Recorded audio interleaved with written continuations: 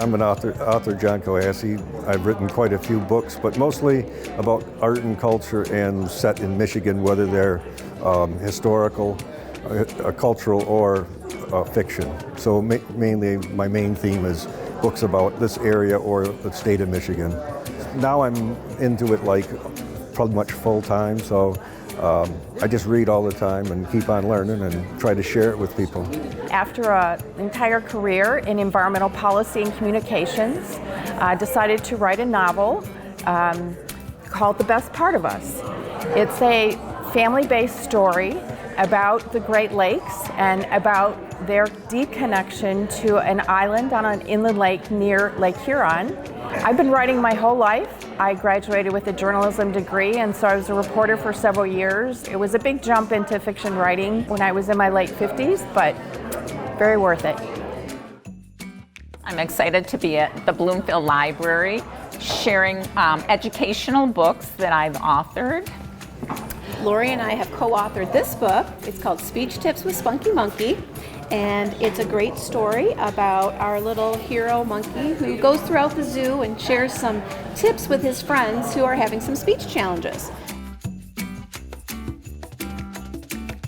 My book is titled Water Lilies. It includes 3 parts, my memoirs and poetry and short stories, but I think I will continue write later on whenever I have time. I'm the author of Deer Dumb Diary and Catwad and lots and lots of books. I have a new book coming out with DC called Ernest Fan Batman Squad. I've been writing books since I was like in elementary school, like little ones. The first book I ever did was called Dealing with the Idiots in Your Life. And then I did a series called It's Happy Bunny, which was a pretty big licensing series. After that, Deer Dumb Diary, Catwad, then there's Jop and Blip, Comet, tons of books. I've been writing about the strange and unusual since around 2009 when I got involved in ghost hunting. I quickly realized that I was more scared of the living than the dead when I was going around into people's homes and doing paranormal investigation. What I fell in love with was looking at why something becomes haunted or folklore, where it comes from, all that kind of cool stuff that comes along with the supernatural realm. And of course, in Michigan, we have all kinds of awesome stories. And as I started digging and looking into the reason why something was haunted or a piece of folklore from a local, part of Michigan, I would find all of these stories in newspapers and other databases that I was going through that were just kind of lost and forgotten. And I started collecting those and putting them into books.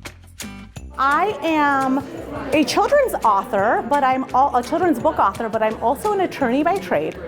And I have 3 children of my own, and when I was looking around for stories that really touched on like moral and ethical traits and values, I didn't see much in the market. And so I decided that, you know what, let me just write a couple stories for my kids, and they resonated with them and with their fellow friends. And so then I said, well, you know what, let me start with 1 book. And then it turned into 10. My name is Wendell Woods, and I work for my late father's publishing company, Mary Hannah Woods. It was initially the New History of Pontiac Group, and my father, Esmo Woods, produced this book in 1991-92, and this is the first authoritative history of Pontiac from 1818 to 1950. Esmo Woods was a graduate of Fisk University, then he went to Columbia. I am a contemporary romance and romantic comedy author, and I've been writing for about 2 years now. I am a native Michigander, and I started writing because I started reading more. And I love the way that a book can take you from wherever you are, from whatever you're thinking, whatever your circumstances are, and transport you somewhere else. I write thrillers, thriller novels, and my book, The Sinful, is just released this year. It takes place here in Detroit.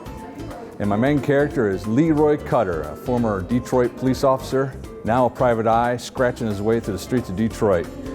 Check it out. It's on Amazon, debuted at number 10 on Amazon. and it's the first book in a series of 5 right now. My book, A Divine Accident, is a memoir. I'm a Hollywood baby. I came from California and went through years of Hollywood, movies, etc. And because of some bad things that have happened, I wrote about it to help people who've been through some bad things and to help heal. And my book is about healing. I am an author of a nonfiction book entitled Broken for Battle. Broken for Battle is a true life story of a little girl that suffered childhood trauma, and it is her journey to find purpose through brokenness. The book actually chronicles the life of my good friend right here, Tom Daniels, and my life, and how we met and how we collaborated on this book. And he's become my other brother from another mother.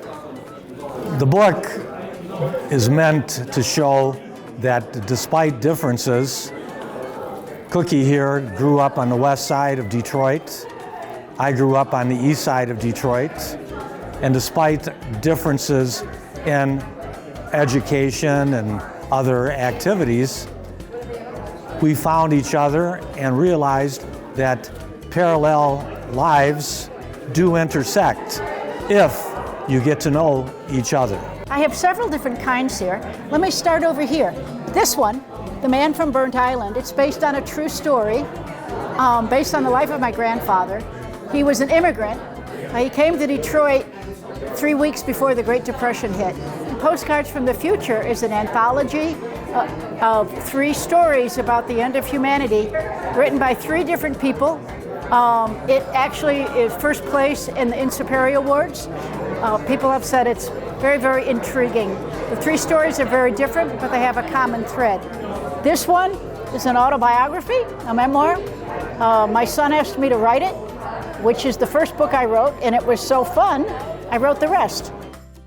I'm an author of 12 books currently, working on another series. My books are romance with a little dash of naughty, and hopefully great stories and wonderful characters that are relatable.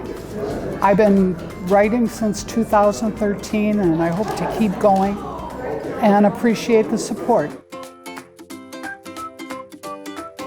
Libraries are all about discoverability, right? I think you can have a serendipitous encounter with a book at a library that is very hard to have if you're just browsing online or looking through a stack of books. We can really help authors, have a voice in their community and be that place where someone says, "Hey, my friend wrote a book," or "My husband wrote a book," or "My daughter wrote a book." You can get it at the library, so it's a great starting point for people. Especially local authors. Look for an upcoming repeat, hopefully later this year.